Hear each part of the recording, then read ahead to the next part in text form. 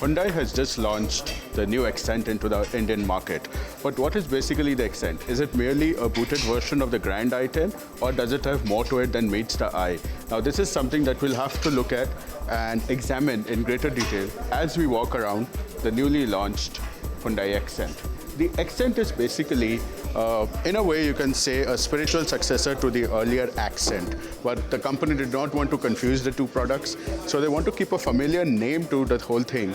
But they also want people to know that this is a brand new car, it's got brand new features, and it is going to be a segment leader, or so the company claims. We are not the ones to say that, because it will go into the market against the Honda Amaze and the Maruti Suzuki Swift Desire. If you look at the lines of this car, the initial front part of the car at least follows the Grand i10 design. By that we mean the same fluidic concept, the fluidic philosophy, and when you look at the blackout pillars, the B pillars, they're a typical Hyundai trademark that we've come to see on some cars. Now this is one of the top models, so it's got keyless entry, and hence this button here. This button basically is to lock or unlock the car. One of the features of this car. This car also comes with alloy wheels, which is available only on the SXO variants, because alloy wheels are, of course, as we know, expensive, and they're difficult to maintain as well and to repair. But does it have 4 alloy wheels or 5? We'll come to that in a short moment. Also, see the design of the rear lamps. The design of the rear lamps are again very unique, very modern, and this is one thing that has been Hyundai's trademark for some time. Hyundai has always been developing cars which look very modern, which look good, and essentially design has always been one of the strong points. I'm now going to open the boot. Now, when we look at the boot, it is evident where cost cutting has been done, because there is no cover here. We see that the wiring is exposed here, the latches are open. This is something a lot of manufacturers are doing to save money, and Hyundai is no different on this. The boot space seems to be quite generous. One can easily pack in average luggage a family needs, and whether you want to pick up your mother-in-law from the airport or you want to go somewhere, that's very much done. But a very intelligent point that we can see in the boot here is, we come to this in a moment, is the spare wheel. The spare wheel is mounted beautifully because it means the air valve is right on top. So when you go to fill up air in the other tires, you might as well check the stepney as well. This is a very good feature in this particular car. We are now going to close the boot and move around and talk a little bit about the interiors of the car. Of course, one of the most important things is the rear seat space. And if I sit in the rear seat of this car, and you can see this, then with the front seat pulled reasonably back, you have quite a bit of space in here. There's also a very handy center armrest. It may not be the last word in luxury, but you do have place for 2 cup holders here.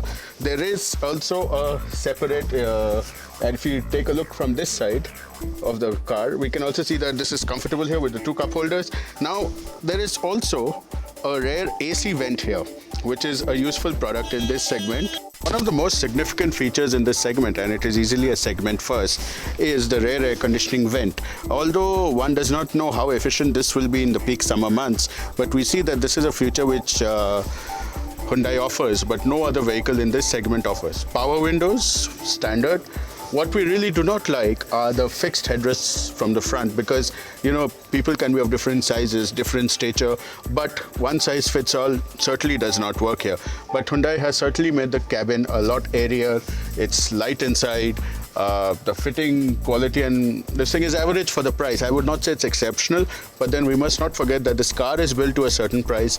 It starts at just above 4.5 lakh of rupees. So considering that, it is of course a great feature. We will now move to the front of the car, and where we can talk about some of the other things that this car offers.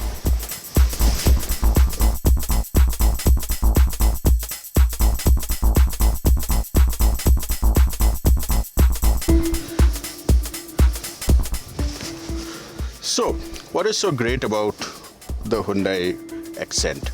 For starters, this vehicle is absolutely premium. One can push back the seat properly, yes, and sit.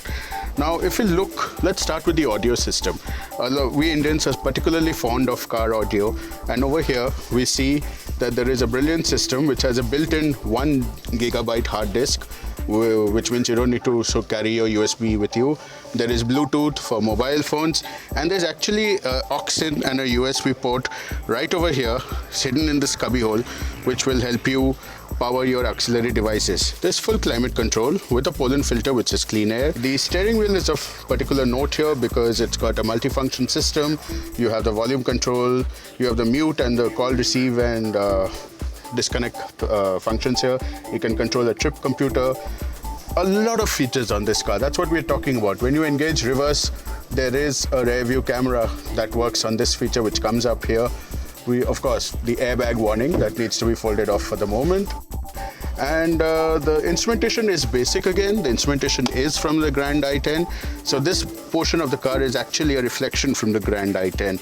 Again, this is a car which has a number of features, including the engine start-stop. Again, a segment first, because it means you can go full keyless in this particular car. Let us take a look at the engine of the car now, the heart of the matter, as they say. This particular car is the Petrol 1.2 Kappa engine.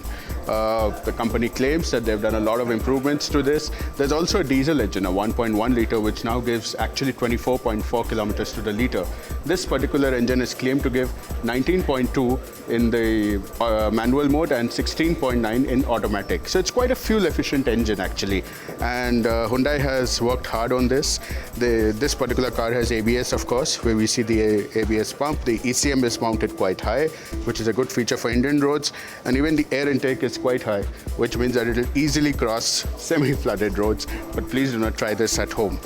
Overall, I think the Hyundai Xcent is a very nice car. It's beautifully built, it's built to a good price, and the pricing is correct. It should do very well in its segment. Of course, when it comes up against the Honda Amaze and the Maruti Suzuki Swift Desire, they are the current market leaders. But first indications are this is one car which will surely rock the segment.